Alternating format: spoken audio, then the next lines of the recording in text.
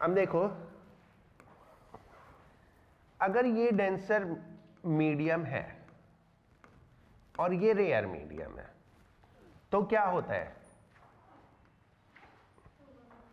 ये angle of incidence, light will bend away from the normal, normal से दूर की तरफ बेंड होती है, तो ये लाइट ऐसे बेंड हो जाएगी, राइट। अगर मैं ये एंगल कम करूं तो क्या होगा,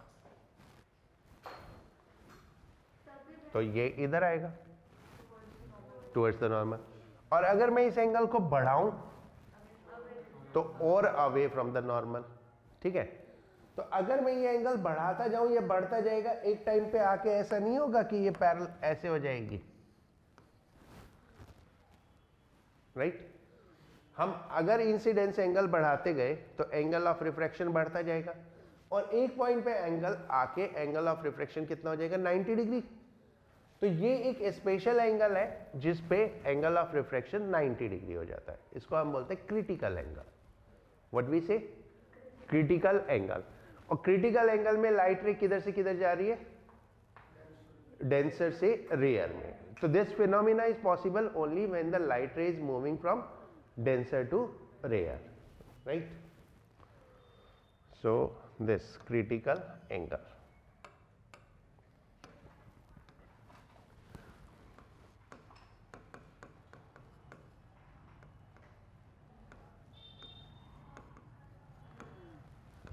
Critical angle is the angle of incidence,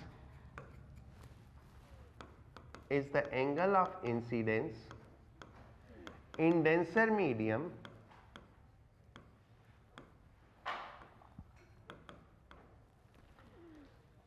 at which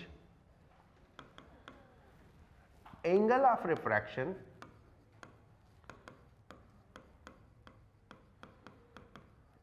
in rare medium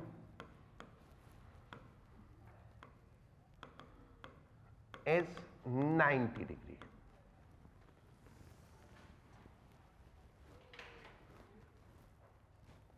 right. तो मैं ये फिगर बना देता हूं दूसरी, this is rare, this is denser, ये हमारा नॉर्मल, ये लाइट रे, ये एंगल क्रिटिकल एंगल, और ये angle of refraction by 90 degree, ठीक है। ये हो गया μ1, ये हो गया μ2, क्योंकि लाइट किधर से जा रही है, डेंसर से रेयर में। तो हम लिखेंगे sine i upon sine r is equal to μ2 by μ1, that is by which law, by Snell's law, ठीक है। Now when I is equal to C, R is equal to 90 degree,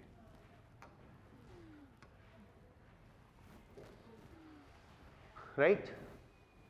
तो sin C upon sin 90 is equal to μ2 upon μ1, ठीक है। हम जब भी mu करके लिखते हैं ना, सिंपली म्यू करके लिखें, मीडियम तो हमेशा दो ही होंगे, एक मीडियम तो हो ही नहीं सकता, मीडियम हमेशा दो ही होंगे। लेकिन हम जब म्यू करके लिखते हैं तो म्यू करके लिखने का मतलब होता है mu denser upon mu rare, ठीक है।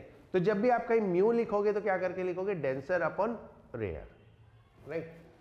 तो इसमें डेंसर कौन सा है, μ1, तो हम इसको लिख सकते हैं ऐसे, साइन 90 तो 1 हो गया, तो sine C is equal to 1 upon μ1 by μ2, और sine C is equal to 1 by μ, where mu is refractive index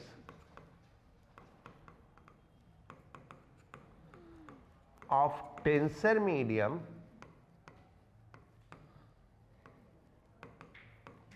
with respect to rare medium.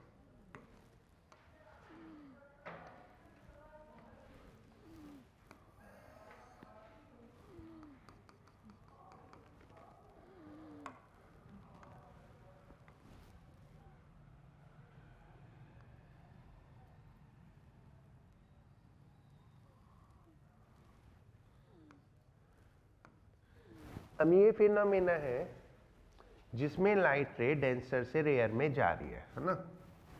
Okay, हमने क्या किया, इसको घुमाते गए, राइट। तो ये ऐसे घूमता गया एंड फाइनली ये पैरेलल हो गया। व्हाट हैपन अगर हम इसको फर्दर घुमाएं तो नीचे आ जाएगा। तो ये तो रिफ्रैक्शन हुआ ही नहीं, क्या हो गया, रिफ्लेक्शन हो गया। तो दिस हैपन अगर हम एंगल क्रिटिकल एंगल से ज्यादा कर दें तो क्रिटिकल एंगल पे तो 90 डिग्री हो गया। अगर एंगल को क्रिटिकल एंगल से ज्यादा कर दें तो क्या होगा, रिफ्रैक्ट नहीं होगी, रिफ्लेक्ट हो जाएगी, राइट। ये हो गया। इस फिनोमेना को हम बोलते हैं टोटल इंटरनल रिफ्लेक्शन। ये सब 10th क्लास में आपने थोड़ा थोड़ा पढ़ा है ना। तुम लोग तो 10th के पढ़े हुए हो, कि वो 11th में जो आते हैं वो नहीं होते हैं पढ़े हुए। टोटल इंटरनल रिफ्लेक्शन तुम लोगों ने तो 11th नहीं पढ़ी। Total internal reflection,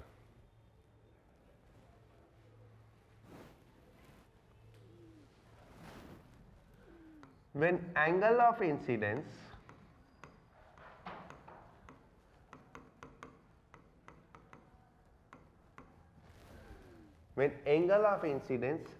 in denser medium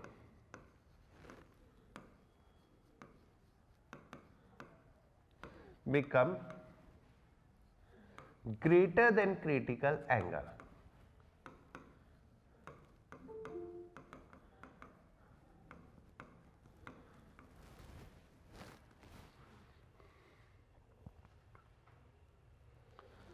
when angle of incidence in denser medium become greater than critical angle, then light reflect back into denser medium. Light reflect back into denser medium.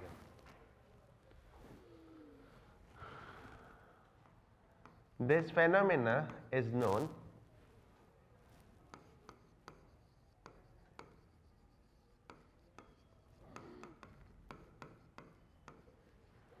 as total internal reflection.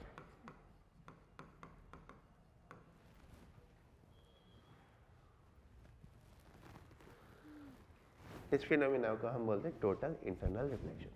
What are the condition for total internal reflection? One is this, light must be going from denser medium to rare medium. Light denser से rare में जा रही हो और angle critical angle से ज्यादा हो। These are the condition of total internal reflection. ये समझ में आ गया? कुछ पूछने? नहीं। क्या कंडीशन का?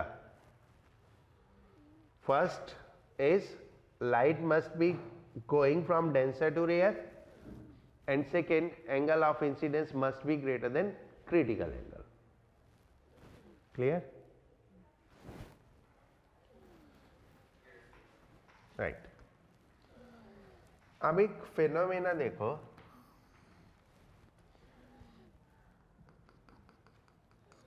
ये डेंसर मीडियम है, इसमें कोई ऑब्जेक्ट है। यहां पे इस डेंसर मीडियम में कोई ऑब्जेक्ट है, इस जगह पे हम यहां कहीं से देख रहे हैं इसको, तो इससे हमारे पास लाइट रे ऐसे जाएगी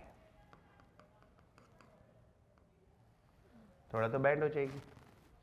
तो हम यहां से देख रहे हैं, और जब हम यहां से देखेंगे तो हमें ये यहां दिखाई देगा, ये इस जगह की जगह इस जगह दिखाई देगा। इसको बोलते हैं शिफ्टिंग ऑफ ऑब्जेक्ट। ठीक है, आप स्विमिंग पूल को दूर से देखोगे ना तो उसका जो बेस नजर आता है वो आपको पास में लगता है, ज्यादा डीप नहीं लगता। जब अंदर उतरोगे तो पता चलेगा ये बहुत डीप है, क्योंकि वो बेस हमें ऊपर उठा हुआ दिखाई देता है, राइट। तो जो ऑब्जेक्ट है वो हमें लिफ्टेड अप दिखाई देता है। इसको हम बोलते हैं शिफ्ट। क्या बोलते हैं? Normal shift, normal shift, right. अभी मैं समझा रहा हूं, पूरा नोट कराता हूं। एंड इसको बोलते हैं अपर एंड डेप्थ। क्या बोलते हैं? अपर एंड डेप्थ। यानी अपर एंड डेप्थ जो है वो एक्चुअल से कम हो जाती है, राइट। समझ में आ गया? Okay. Now apparent depth and normal shift.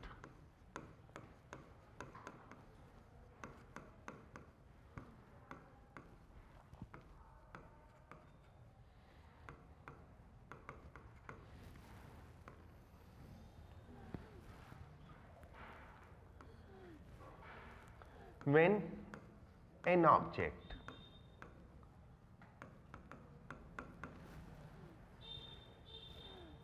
in denser medium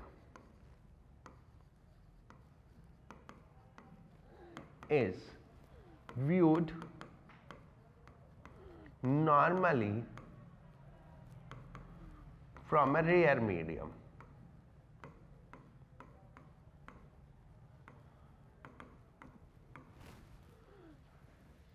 it appear raised.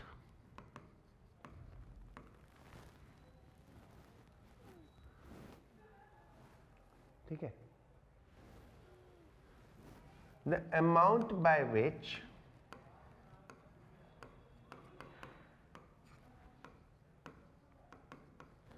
object is shifted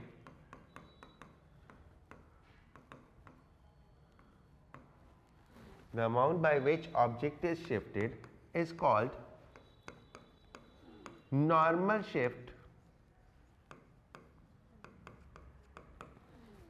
and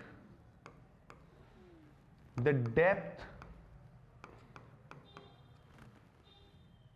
of new position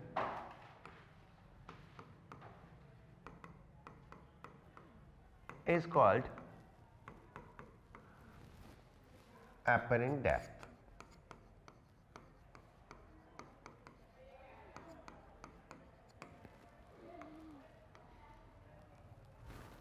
ठीक है,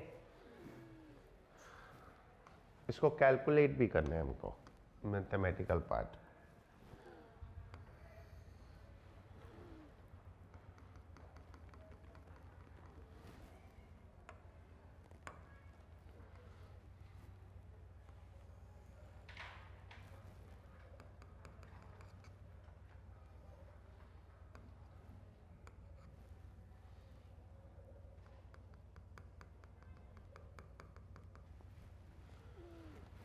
This is O, this is O dash, this is A, this is B.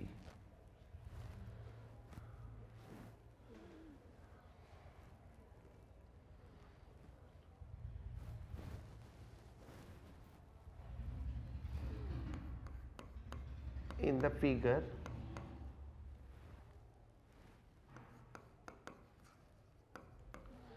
AO, actual depth D,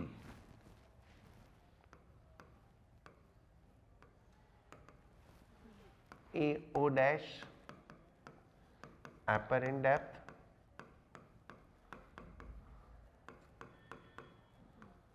DAP।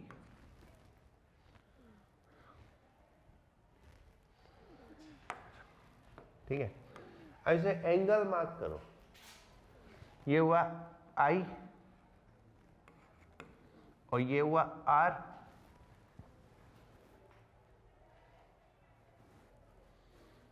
ठीक है, अगर ये I है, अगर ये I है तो ये भी I होगा, और ये R है तो ये भी R होगा। ठीक है,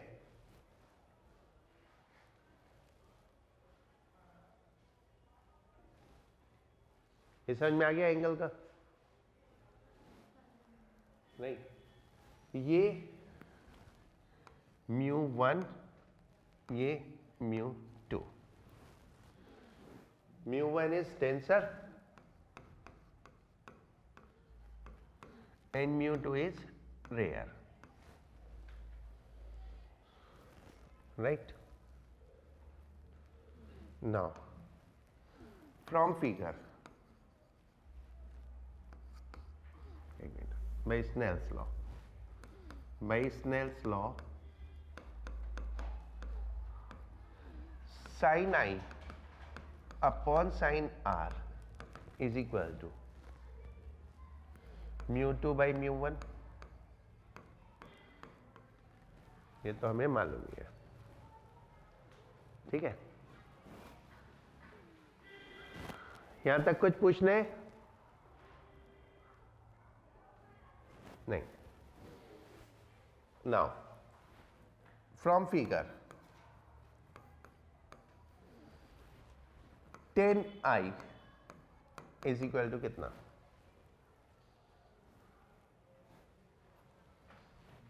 perpendicular upon base, AB upon D, and 10R AB upon D apparent है ना, ये हमारा D एपेरेंट था।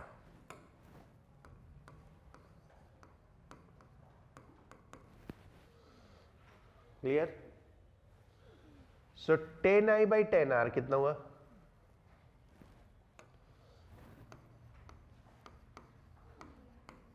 Ten i upon 10R is equal to, ये डिवाइड कर दो, D apparent upon D, right? अब थोड़ा सा ट्रिग्नोमेट्री, साइन 0 0, टेन 0 भी 0। ठीक है, तो जब एंगल बहुत कम होता है तो साइन और टेन इक्वल होते हैं। ठीक है, तो फॉर स्मॉल एंगल क्या होता है? Sine theta is equal to tan theta. So for small angle tan theta is equal to sine theta, right? So 10I upon 10R is equal to sin I upon sin R। ठीक है, and that is equal to μ2 by μ1। ये किसके बराबर है? μ2 by μ1। Second, sorry, इसको second ले लो, third. From second and third, 10I by 10R D apparent by D, तो कितना हो गया?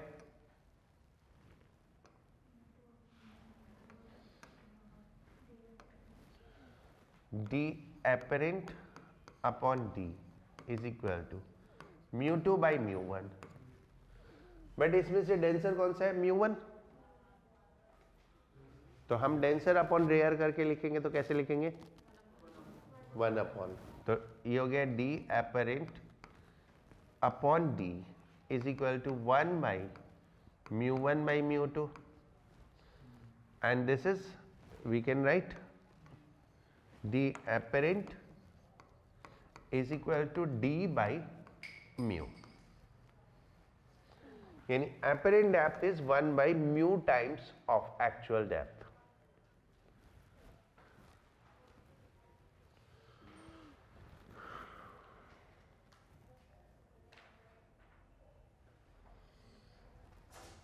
समझ में आ गया?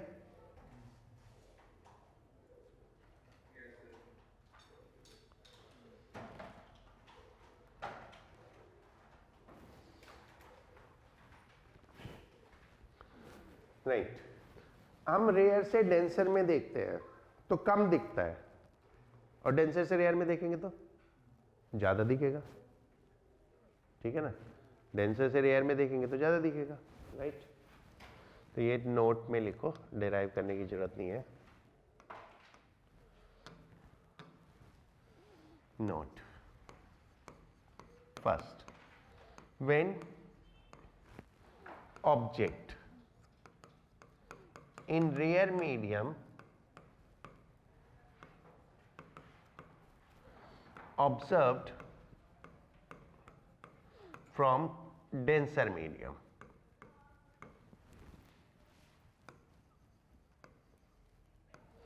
जब ऑब्जेक्ट को रेयर मीडियम में डेंसर मीडियम से देख रहे हैं, then D apparent is equal to mu times of T, mu times हो जाता है, ठीक है?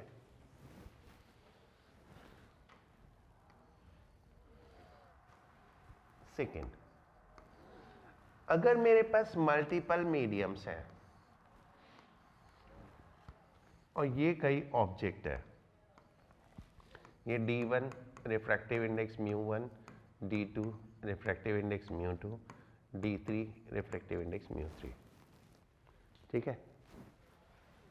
If object is below multiple mediums,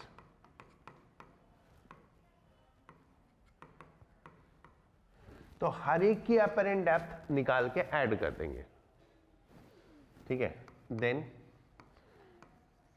D apparent is equal to D1 upon μ1, first वाले की अपरेंट डेप्थ हो गई, D2 अपॉन μ2 सेकेंड वाले की हो गई, D3 अपॉन μ3 थर्ड वाले की हो गई, एंड सो ऑन, राइट?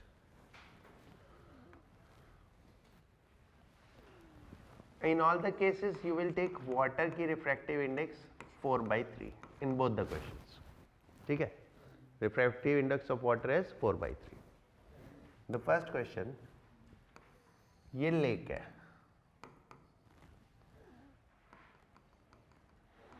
ये एक फिश है 12 मीटर बिलो द सरफेस, ठीक है? और ये एक बर्ड है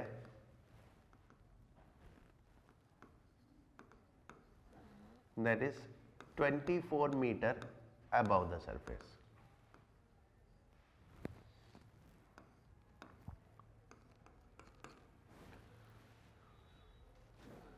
आपको निकालना है distance of fish for bird, यानी बर्ड को मछली का डिस्टेंस कितना दिखाई देगा, and distance of bird for fish कितना होगा।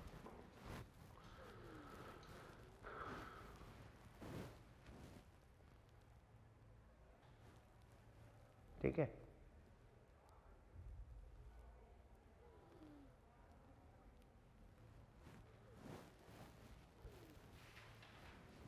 द सेकेंड क्वेश्चन, ये एक वेसल है 21 सेंटीमीटर, इसमें पानी फिल्ड है x डेप्थ तक, ठीक है। एक वेसल है 21 सेंटीमीटर, इसमें पानी फिल्ड है x डेप्थ तक। x कितना है if it appear half filled half empty, half filled and half empty. ये अपीयर हो रहा है नहीं, यानी इसका आंसर 21/2 नहीं है, ठीक है। अपीयर हो, एक्चुअल नहीं, क्योंकि apparent is different than actual, ठीक है। तो वो आधा भरा हुआ और आधा खाली दिखाई दे रहा है, ठीक है। फर्स्ट क्वेश्चन करें तो फॉर बर्ड,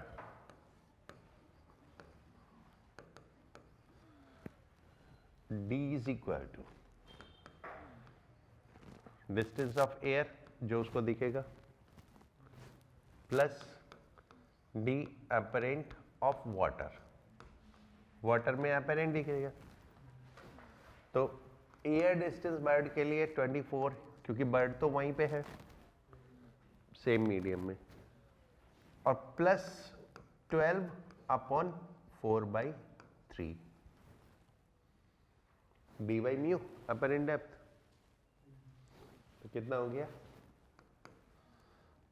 24 प्लस 9 है ना 33।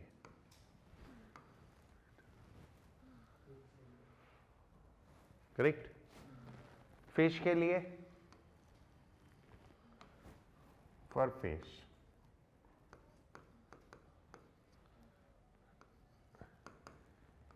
जो वाटर का है वो तो उसको एक्चुअल दिखेगा और एयर वाला एपरेंट दिखेगा, है ना। एयर के लिए एपरेंट हो गया। तो distance in water is 12 plus 24, एंड जब डेंसर से रेयर में देखते हैं तो ज्यादा दिखता है, तो mu times into 4/3। So this is 12 plus 32, that is 44। Water की refractive index denser to rare ही लेते हैं ना हमेशा, ठीक है। म्यू जब हमने लिख दिया तो डेंसर टू रेयर।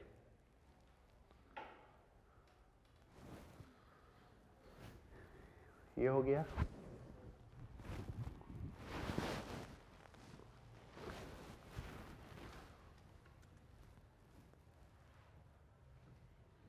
समझ में आ गया पार्थ, कृतिका?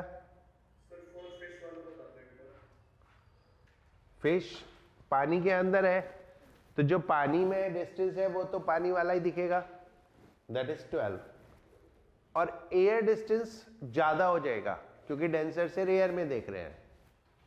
तो डेंसर टू रेयर क्या होता है, म्यू टाइम्स ऑफ एक्चुअल। तो म्यू कितने है 4/3 और एक्चुअल कितना है 24, ठीक है बात,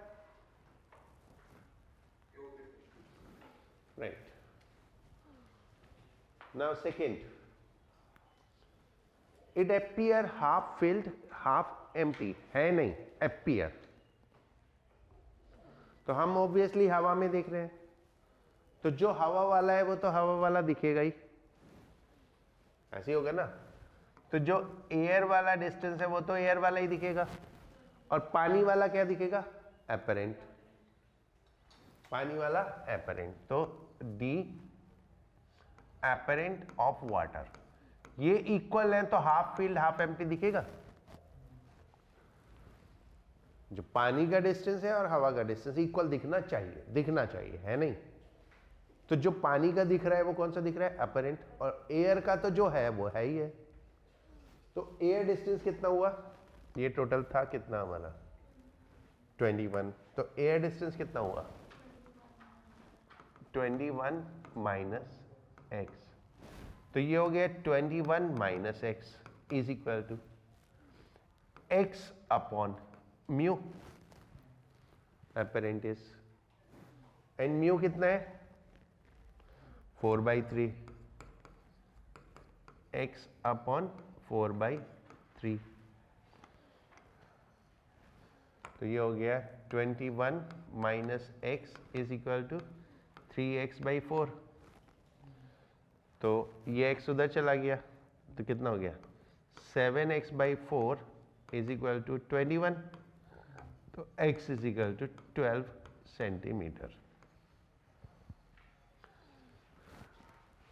x is equal to 12 centimetre.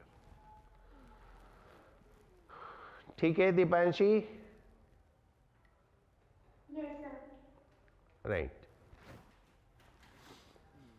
अभी मैं इसमें कुछ आपको समझाता हूं, थोड़ा सा डीप कॉन्सेप्ट है, बट समझ लोगे तो बहुत सारे क्वेश्चन करना आसान हो जाएगा। नोट कर लो एक बार, हो गया? राइट।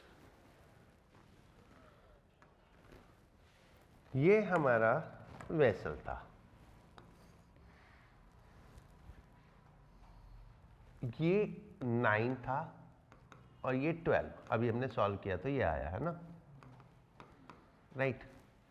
और ये वाटर फिल था, हमको इक्वल दिखा, that means 12 centimetre of water equals 9 centimetre of air optically, यानी लाइट के लिए, इसको बोलते हैं ऑप्टिकल डिस्टेंस। ठीक है, तो 12 centimetre of water is equal to 9 centimetre of air, यानी ऑप्टिकली जो काम 12 सेंटीमीटर पानी का है वही काम 9 सेंटीमीटर एयर का है। ओके, तो अगर मैं 12 सेंटीमीटर स्पेस को वाटर से फिल कर देता हूं तो ऑप्टिकली वो डिस्टेंस कम हो गया, कितना रह गया? 12 से 9 रह गया, ऑप्टिकली डिस्टेंस कम रह गया। ठीक है, ये मैं आपको एक दूसरे एग्जांपल से समझाता हूं। ठीक है, तुम लोगों ने तो क्योंकि 10th पढ़ी है तो तुमको पता है, कॉनकेव मिरर में सेंटर पे ऑब्जेक्ट रखो तो इमेज कहाँ बनती है? सेंटर पे। ऑब्जेक्ट को सेंटर पे रखो तो इमेज सेंटर पे बनती है। ठीक है, तो यहां से मैं समझाता हूं आपको। मान लो ये हमारा कॉनकेव मिरर है, ये इसका सेंटर ऑफ कर्वेचर है और ये 50 है। ठीक है, तो मैं ऑब्जेक्ट को 50 पे रखूंगा तो इमेज भी 50 पे बन जाएगी। ठीक है, एक ग्लास की रिफ्रैक्टिव इंडेक्स 1.5 होती है, ग्लास की रिफ्रैक्टिव इंडेक्स 1.5 होती है। मान लो मैं यहां पे 10 सेंटीमीटर, 10 नहीं लेते, 9 ले लेते, 9 सेंटीमीटर ग्लास रख दिया।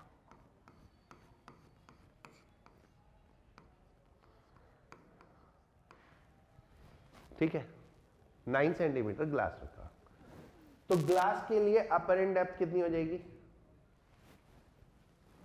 9 upon 1.5, that is 6 centimetre, means 9 centimetre of glass equals 6 centimetre of air.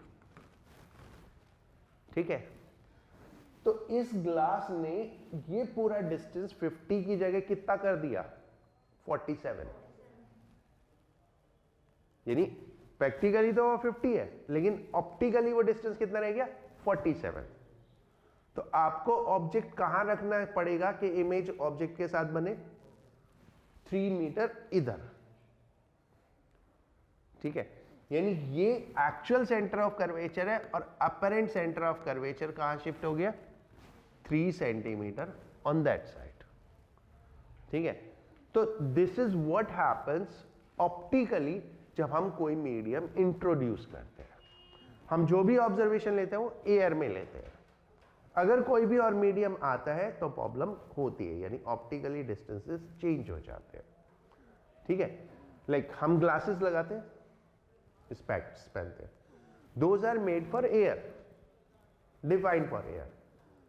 बारिश में प्रॉब्लम होती है क्योंकि मीडियम की रिफ्रैक्टिव इंडेक्स चेंज हो जाती है।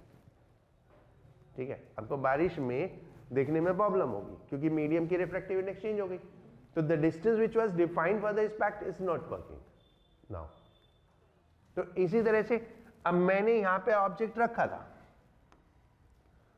इमेज यहां बन रही थी, लेकिन जैसे ही ग्लास स्लैब प्लेस करूंगा वो सब इधर उधर हो जाएगा।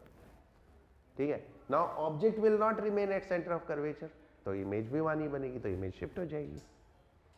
ठीक है, मेरे को जो समझाने में समझा पा रहा हूं, समझ में आ गया ना कि ये अपेरेंट डेप्थ का कॉन्सेप्ट आप ऑप्टिकली ले सकते हो, ऑप्टिकली डिस्टेंसेस चेंज करता है, ठीक है, हमने तो अपेरेंट डेप्थ में पढ़ लिया, बट ऑप्टिकली डिस्टेंसेस चेंज करता है कि जो एक्चुअल डिस्टेंस होना चाहिए उसको रिड्यूस कर देता है, ठीक है। अगर रिफ्रैक्टिव इंडेक्स ऑब्वियसली सबकी एयर से ज़्यादा ही होती है रिफ्रैक्टिव इंडेक्स, तो एयर की जो रिफ्रैक्टिव इंडेक्स है उससे तो ज़्यादा ही होगी, तो एयर डिस्टेंस हमेशा कम हो जाएगा, राइट। चलो अब आगे पढ़ते हैं।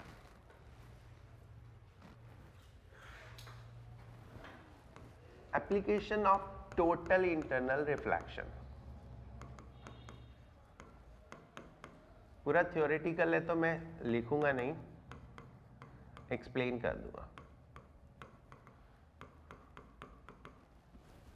Total internal reflection, first reflecting prism,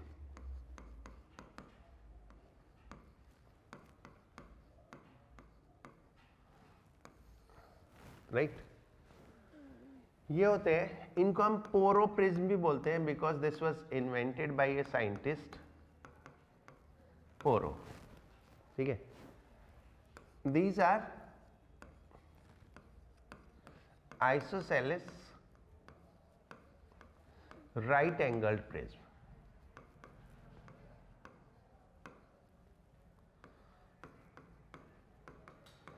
इनको हम यूज करते हैं लाइट रे को डेविएट करने के लिए,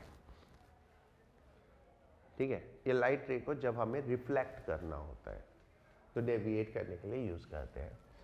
कैसे वर्क करते हैं, मान लो ये हमारा प्रिज्म है, ऐसे ये हमारा ऑब्जेक्ट है, इससे लाइट रे गई एंड ये ऐसे रिफ्लेक्ट हो जाती है, ठीक है। ये लाइट रे गई और ये रिफ्लेक्ट हो गई, तो ये हमें ऑब्जेक्ट ऐसे दिखेगा, ठीक है। तो ये टिल्ट हो गया, कितना 90 डिग्री, ठीक है। तो इसको हम बोलते हैं 90 डिग्री डेविएशन। कहां जरूरत पड़ती है हमें, लाइक पेरिस्कोप होता है, सबमरीन में यूज होते हैं। यहां पे ऑब्जेक्ट है, हमें उसको यहां से यहां लाना है, तो 2 बार हमें उसे टिल्ट करना पड़ता है, ठीक है। एक बार यहां पे और फिर यहां पे, तो हम ये प्रिज्म लगा के उसको 90 डिग्री डेविएट कर सकते हैं।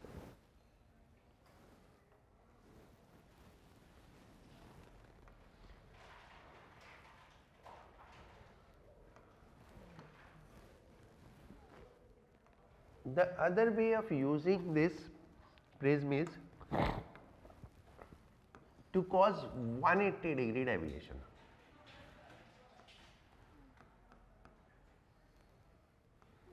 वन 180 डिग्री डेविएशन ये कैसे होगा, इसमें लाइट रे ऐसे गई, यहां पे रिफ्लेक्ट होगी और फिर यहां पे रिफ्लेक्ट होगी, this way it will go then reflect and then reflect. तो ये हमारा ऑब्जेक्ट और ये इमेज और ये 180 डिग्री डेविएशन होता है। ये कहां पे यूज होता है, बाइनोकुलर्स में, टेलीस्कोप में, ठीक है। लाइक बाइनोकुलर से हम कुछ भी देखेंगे तो उल्टा दिखता है, जो लेंस है वो तो उल्टी इमेज बनाएगा ना, लेकिन हमें सीधा देखना होता है, तो हम ये प्रिज्म लगा के वो उसको उल्टे को वापस सीधा कर देते हैं, ठीक है। जो हमें जो उल्टा की इमेज बनी, प्रिज्म लगाया तो वो वापस सीधा हो गई, तो 180 डिग्री डेविएशन हो गया।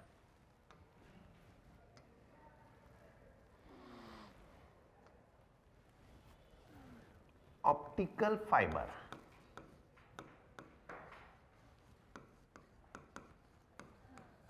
इनको हम लाइट पाइप भी बोलते हैं, लाइट पाइप भी बोल देते हैं। ये लाइट को बैंड कर देते हैं, और ये पाइप नहीं होता, it's just a fibre, plastic wire है, ठीक है।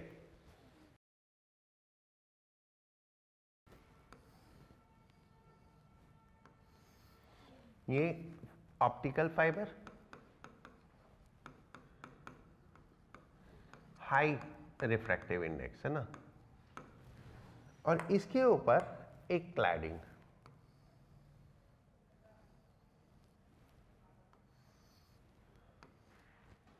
लो रिफ्रैक्टिव इंडेक्स क्लैडिंग।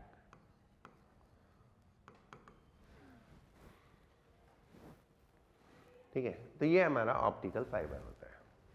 अब क्योंकि हाई रिफ्रैक्टिव इंडेक्स होती है तो ये लो एंगल पे भी टोटल इंटरनल रिफ्लेक्शन देता है। देखो sine C is equal to 1/μ, जितना म्यू ज्यादा होगा उतना सी कम होगा, तो कम एंगल पे ही टोटल इंटरनल रिफ्लेक्शन हो जाता है। देन व्हाट हैपन, जब लाइट इसमें एंटर करती है तो वो ऐसे रिफ्लेक्ट होती जाती है, इस तरह से रिफ्लेक्ट होती जाती है। तो हम एक एंड से लाइट एंटर कराते हैं, दूसरे एंड से बाहर निकल जाती है, करेक्ट। अब एडवांटेज क्या है, हम लाइट तो वैसे ही बिना इसके भी पास करा देंगे। एडवांटेज ये आप कोई भी पाथ दे सकते हो लाइट को, वैसे तो लाइट हमेशा स्ट्रेट लाइन में चलेगी, लेकिन इससे हम कोई भी पाथ दे सकते हैं। लाइक अगर मैं इसको ऐसे बैंड कर दूं पाइप को और इसमें लाइट ट्रेवल कराऊं तो लाइट ऐसे जाएगी एंड ये यहां से ऐसे पहुंच गई। तो आप कोई भी बैंड दे दो, ठीक है। इसके दो बहुत बड़े जो मेजर यूज है, वन इज कम्युनिकेशन। कम्युनिकेशन जैसे जो कम्युनिकेशन हो रहा है, पहले क्या हो रहा था, हवा में होता था, electromagnetic wave, light wave is also electromagnetic wave, so this is applicable for any electromagnetic wave. तो इलेक्ट्रोमैग्नेटिक वेव हवा में जाती थी, हवा में जाती थी, वो ऐसे फैलती थी। एक पॉइंट सोर्स है, उससे ऐसे सब जगह जाएगी ना, तो फैल जाएगी। तो यहाँ पे जो इंटेंसिटी होती थी वो बहुत कम होती जाती थी, यानी the signal die out after a small distance. अब ऑप्टिकल फाइबर में हम क्या करते हैं, फाइबर बिछा दिया, इधर से डाला तो पूरा का पूरा पहुंचता है जहां पे भी पहुंचता है, ठीक है, क्योंकि एब्जॉर्ब नहीं होता, स्प्रेड नहीं होता। It is something like that, जैसे आप साउंड का नहीं, देखो मैं बोल रहा हूं तो जितना दूर जाते रहेंगे साउंड कम होती जाएगी, लेकिन अगर मैं एक पाइप यूज करूं और वो आदमी कान में लगाए, मैं यहां से बोलूं तो उसे ज्यादा सुनाई देगा। तो सेम ऐसी है कि आपने क्या किया, एक पाइप यूज कर लिया और उसको हम कोई भी बात दे सकते हैं, ठीक है। अब नीचे ग्राउंड में बरी कर दो, फिर ऊपर ले जाओ, फिर नीचे ले जाओ, कहीं पे भी ले जाओ, ठीक है। जो एयर में तो अगर सामने ऑब्स्टिकल आ गया तो खत्म हो गया। तो एक तो कम्युनिकेशन में बहुत बड़ा, जितना इंटरनेट कम्युनिकेशन है all around the world, that is through the optical fibre, ठीक है। Another big advantage is in medical science. Medical science में क्या होता है, पहले क्या होता था, आपका हार्ट का ऑपरेशन होना है तो यहां पे हार्ट है नीचे, ठीक है, ऐसे बता देता हूं, ये हार्ट है, इसको खोला, इसमें जो भी करना करा, ठीक है, उसके बाद इसको वापस सिल दिया, आदमी पड़ा है बेड पे 20 दिन तक, क्योंकि अभी वो पूरा चीर फाड़ की थी सब कुछ। अब क्या है, हम ऑप्टिकल फाइबर डालते हैं, ऐसे यहां से डालते हैं नर्व से ऑप्टिकल फाइबर, मतलब बहुत पतला होता है, इट्स लाइक हेयर, वो तो किसी भी साइज का हो सकता है, तो it's hair like. Optical fibre को ऐसे डाला, ठीक है, यहाँ पे एक छोटा सा होल किया, बहुत छोटा सा होल, उसमें से लाइट डालते हैं, वो लाइट अंदर से रिफ्लेक्ट होके उस फाइबर के थ्रू कंप्यूटर पे चली जाती है, क्योंकि इलेक्ट्रोमैग्नेटिक वेव है, तो कंप्यूटर पे सब कुछ दिख रहा है अब अंदर क्या है। फिर वही जो मशीन उस होल में से डाली थी, उसी से लेजर डालते हैं, और लेजर डाल के जो प्लैक है उसको ब्रेक कर दिया,